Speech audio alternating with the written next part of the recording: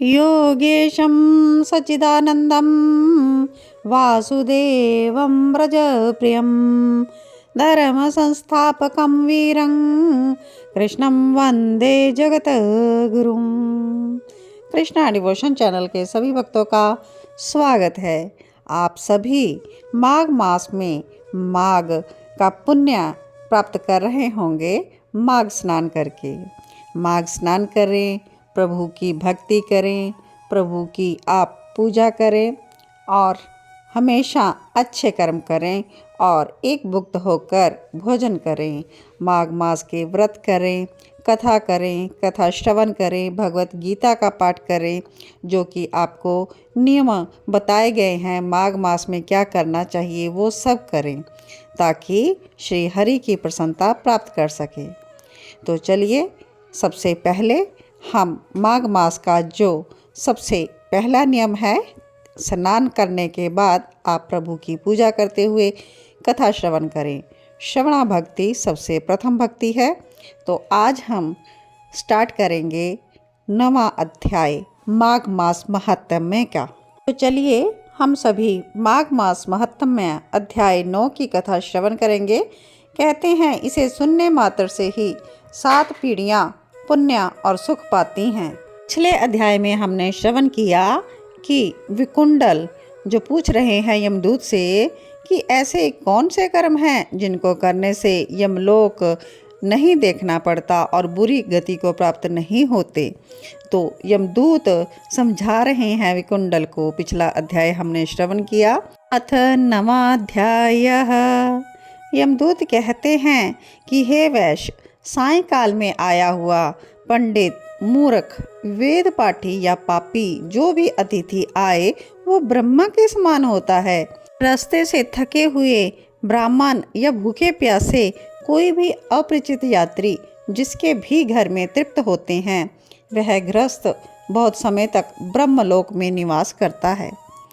शाम के समय किसी के भी घर पर कोई भी अतिथि अगर निराश नहीं लौटता तो ऐसे सत्पुरुष कभी यमलोक में नहीं जाते।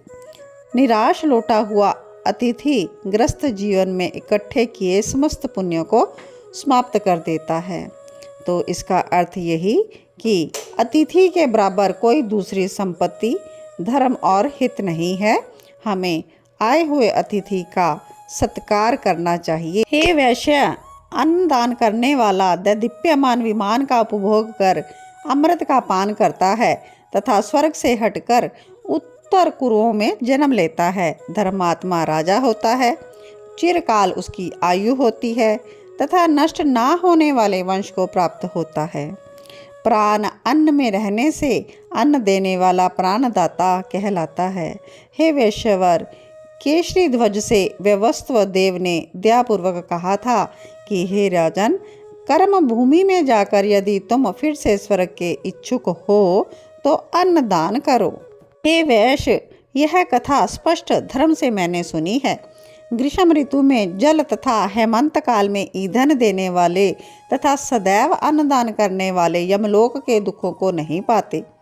जो 6 महीने तक के ज्ञात अज्ञात छोटे बड़े पापों का प्रायश्चित मन कर्म वचन से नहीं करता वह नरक भोगता है, और जो प्रायश्चित करता है वह देवता और गंधर्वों से सेवित शुभ लोक को पाता है।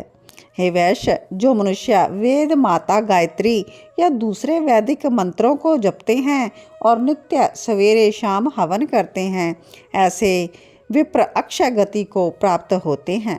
नित्यव्रती, तीर्थों के सेवक और जितेंद्रिय निश्चय ही भयंकर यमराज को नहीं देखते। जो मनुष्य नित्य प्रातःकाल स्नान करता है उसके बाहरी भीतरी पाप नष्ट हो जाते हैं, वह भी नरक में नहीं जाता। स्नान किए बिना जो लोग भोजन करते हैं वह सदैव मल खाने वाले होते हैं। जो स्नान नहीं करते उनके पितृ और देवता उनसे विमुख हो जाते हैं और वह नरक भोग कर चंडाल योनि में जन्म लेते हैं। जो लोग पर्वों पर चलते जल में स्नान करते हैं वे ना बुरी गति को पाते हैं और ना बुरी योनि में जन्मते हैं। हे वैश्य, प्रातः स्नान करने वाले मनुष्य नियमपूर्वक माघ के महीने में तिल पात्र और तिल कमल दान देने से यमलोक में नहीं जाते। हे विकुंडल, पृथ्वी, सोना, गो आदि 16 परम दान है। इसका दान करने वाला मनुष्य स्वर्गलोक से नहीं लौटता। बुद्धिमान लोग पुण्यतिथियों में, व्यतिपात में, संक्रांति में स्नान करके यदि कुछ भी दान करता है तो वह बुरी गति में नहीं पड़ता और संसार में गरीब कुल में पैदा नहीं होता।